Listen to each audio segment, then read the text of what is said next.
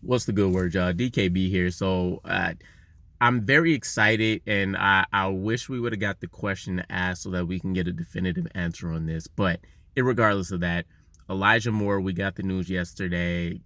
He shows up to practice. He makes a fuss about not enjoying his current role and what that means statistically for him and his usage, things like that. Saleh and LaFleur sent him home so that both sides can kind of get a breather and take a moment to come back together and try to work it out. Elijah Moore ends up submitting a trade request. AJ Brown has kind of been involved in it to certain degrees, which we know is kind of like a big brother for Elijah Moore. Prior to the trade request, there was, I don't want to call it a religious tweet, but basically saying that, you have the strength to get through this.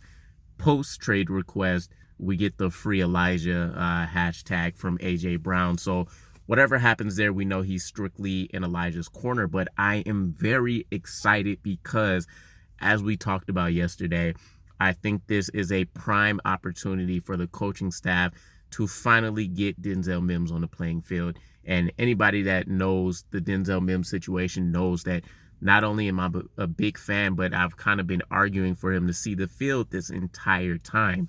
Now, I understand schematically, we had the performances from last year. We had, and there was a bunch of things that went into it, right? Finally, he gets healthy. We see his best preseason and training camp, mini camp, etc. since he's been drafted. We did have the mental lapses last year. We had the confidence issues that occurred. We had him running incorrect routes when he was getting targeted. We can see due to the confidence issues, he wasn't hauling in routine catches that he can normally make, but he is so dynamic just purely based off traits. And to me, it's almost the same reason why we drafted Wilson. Yes, there was going to be a developmental period that was going to occur, but we seen him flash early, which kind of gave us hopes. But this guy could be a difference maker in this offense. I mean, again, Julio Jones' athleticism, or at least the closest player to it, which automatically should be something we all want to sign up for. Outside of that, though, he brings another element of like Corey Davis's game to this offense. He's a plus blocker, so there's much more. We should be much more effective in terms of things like our jet sweeps and some of our misdirections we want to do, because he can take on a lot of different body types on the other side of the ball. We could potentially get him out there to, even line up against a linebacker on certain occasions. Cornerbacks and safeties should not have much of a chance against him. So the running game should see much more effectiveness with him. And I'm hoping that he's been diving into this playbook deep, and that the flight school has been helping him tremendously with getting his footing in this offense, because we seen it last year. He was still getting open at certain points. He just wasn't able to do what he needed to do as a wide receiver, which is catch the ball. But he's coming off his best preseason. That Giants game was kind of the cherry on top to what has been an amazing offseason for him. And I hope that's the version that we can get here.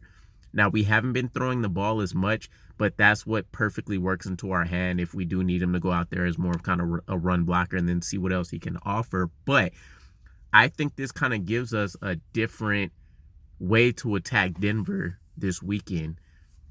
Denzel Mims should and can beat these these cornerbacks off the line in press situations. There might be ways for us to schematically get him open, and this guy is a yard after catch demon.